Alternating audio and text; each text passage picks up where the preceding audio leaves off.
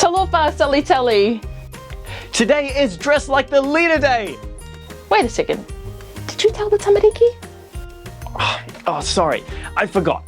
Well, today we are dressed like leaders. Leaders we look up to. Danae, who are you?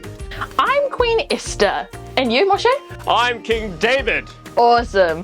Lots of us have people in our lives who've taught us or shown us really awesome things that have helped us in our lives.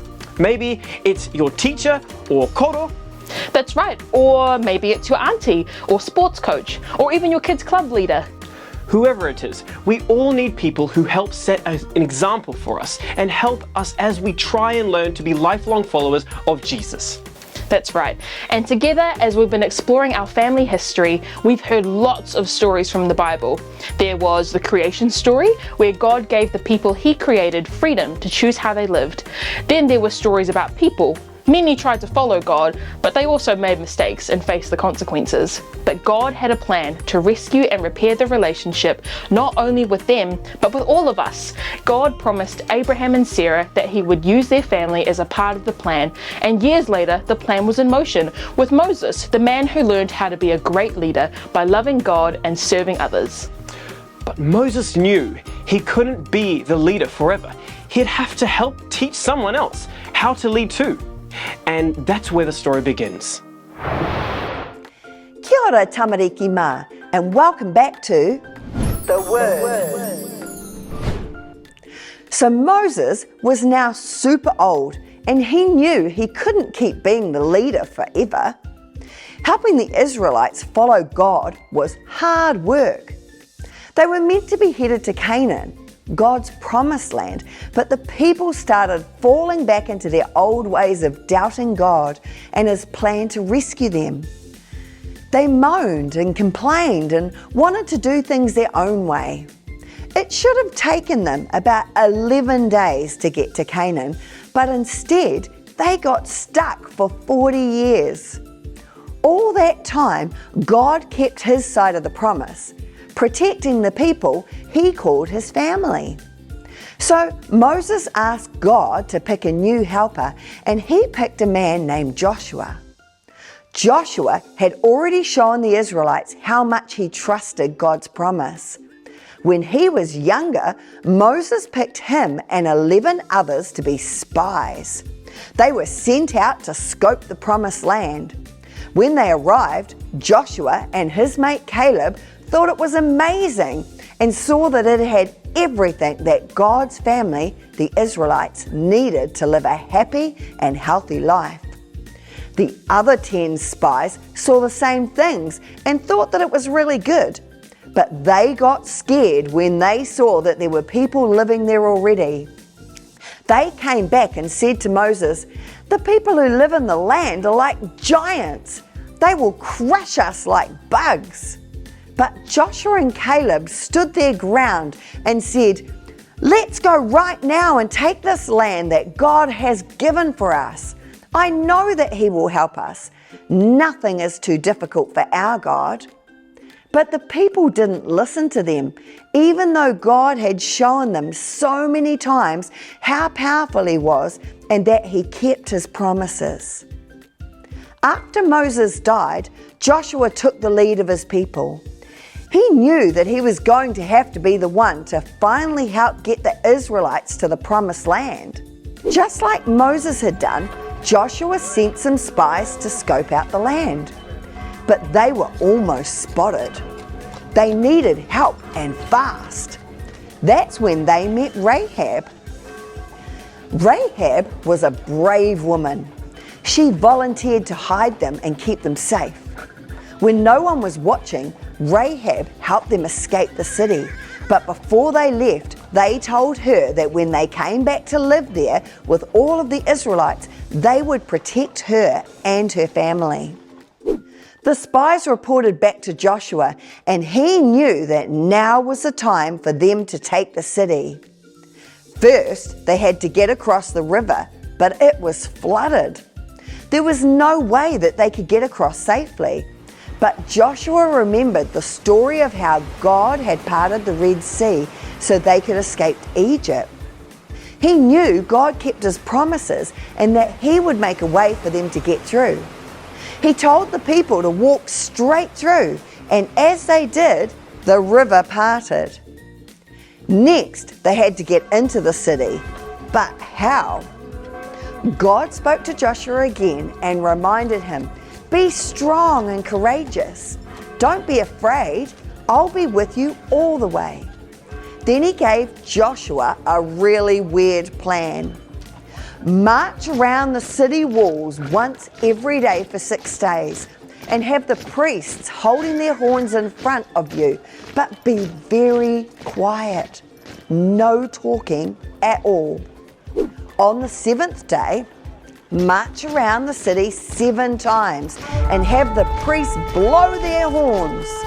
When you hear a big, long blast on the horn, everyone needs to shout as loud as you can, and the walls will come down. This time, the Israelites chose to trust God and do exactly what He had asked of them. The walls came down, and they were finally able to claim the land. They were so excited, and they celebrated their faithful God together. The 2 spies didn't forget Rahab and the special part that she had played in helping them. And do you know what? She ended up marrying one of those spies. And later on in God's rescue plan, we will see how God chose to bless His people, His family through her. As lifelong followers of Jesus, we each have a different part to play in God's plan. Whatever our part is, it's going to take courage. Courage like Rahab when she rescued the spies, and courage like Joshua when he led the people. You know, you're a part of God's plan. I wonder what He has in store for you.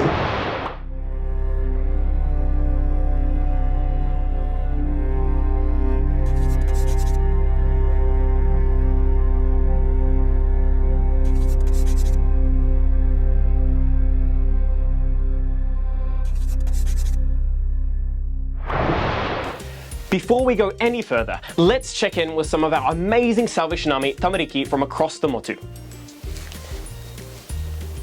My name is William and I'm from Levin, and my favourite Bible verse is Joshua 1 verse 9. Have I not commanded you, be strong and of good courage? Do not be afraid nor dismayed, for the Lord your God is with you wherever you go.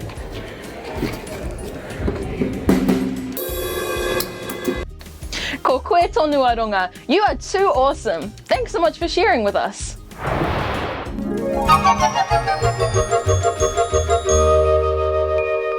Naka, Sally Telly. We're at Tawa Rugby Fields, and as you can see, Brent's playing rugby with some of his friends. Let's call them over. Hey, Brent! Go! Oh, come here! Oh, you're too fast! Oh, Josiah! Oh my goodness! Hey, Sally Telly kids! So good to have you. What a gorgeous day it is. We're here, like Missy said, at Tawa, and do you know what? We're with a couple of our very special friends here. We've got Nathan here, who lives in Tawa, and we've also got my mate Josiah. We call him the Jet because he's so quick, as you can tell. Anyway, we're here to learn a bit more about the game. So, Missy, ask the questions. Okay, I need a bit of a break. Can you tell me, Josiah, what team do you play for? Tower. Whoa! And what position do you play? Backs. Okay, wait, what does that mean? I don't know. That means really fast and scoring tries. Wow. Tackles. Oh, sweet. How many tries have you scored? 30. 30 tries, are you kidding me?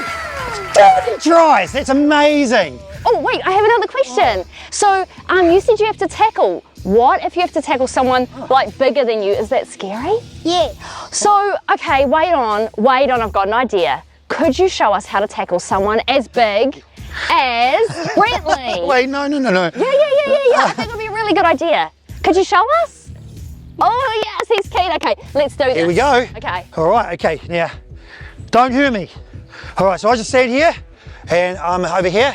Oh, he's putting his mouth guard in. This is serious. Okay, here we go. Go. Oh. Boy. What? Yes, just the Jet does it man. again. Oh, the Jet. Yeah. Not just that, we'll call him the tank engine. Oh, Josiah, that was amazing. That actually hurt.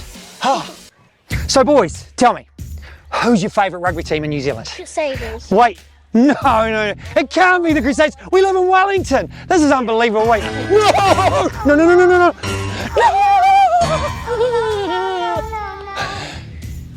You need to get that off right now. Number one, Hurricanes have way more All Blacks than Crusaders have ever had. What's he on about? No, they don't. Okay, well, we have better uniforms than them. Yeah. Okay, I think this could go on all day. Nathan, didn't you used to play rugby? Yeah, I did, Missy. Cool, so who did you play for? I played down in Canterbury. Awesome. So Nathan, you used to play rugby, but now you're coaching rugby. That's right. So what exactly is a coach's role? Well, coach's role is really to help the kids or players learn how to play. They learn how to pass the ball, how to tackle correctly. We have a saying in rugby, cheek to cheek. Ooh. It's a bit cheeky. Oh, it's a bit. Hey, that's awesome. So basically what you're telling me is that your job is actually to help the team be the best they can be, and you're going to tell them what they need to do to be there on the day, That's on right. game day. Yeah, absolutely right. Emo, oh, that's awesome, Nate. Yeah. Cool. So there's something that I don't quite get though. Nathan, when you're coaching and the team's on the field, how do you get the messages to the team? That's a good question, Missy. Well, on the game day, we have a captain who gets the coach's messages and then relays it to the team. Awesome, so the captain's main job is to make sure that what the captain or the coach says, right, is communicated to the team. That's right. Oh, that's awesome. Now, I've got one more question. Sure. So in a team, everyone's got a different position, is that correct? Yeah. And why is that? Because each player has a different role. Oh, I get it. So basically, everyone has something that they need to do. Now, if they all do that and they do what you tell them, that'll be the best plan for the team. That's right. Oh, I get it. Like the Crusaders. Oh!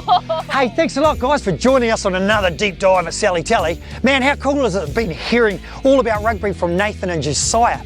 The cool thing is that actually rugby and being a follower of Jesus, there's some similarities. You know, God's like our coach. He's given us gifts and talents, and He knows the best way for us to use them. He's also put people around us that are kind of like captains, you know. They can keep helping us and reminding us of the things that we can do to be the best follower of Jesus that we can. Thirdly, we've all got a part to play, like being in a rugby team. You know, that's so cool. You've got something special to offer that only you can offer. And fourthly, sometimes in life it can get hard and a little bit scary, but you know what? We can trust God that He knows the best things for us to do. Thanks heaps again for watching. I'm going to join these guys because I'm quite excited to see how Missy's going. But look, why don't you follow over and come and join us for a bit. Catch you later, guys.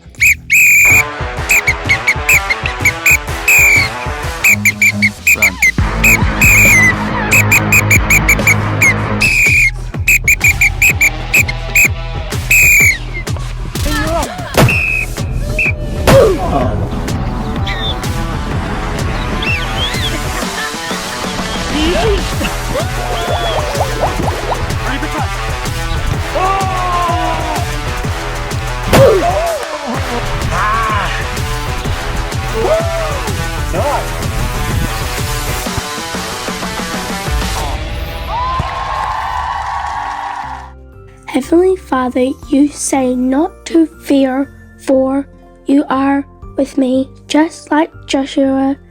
You are right by my side.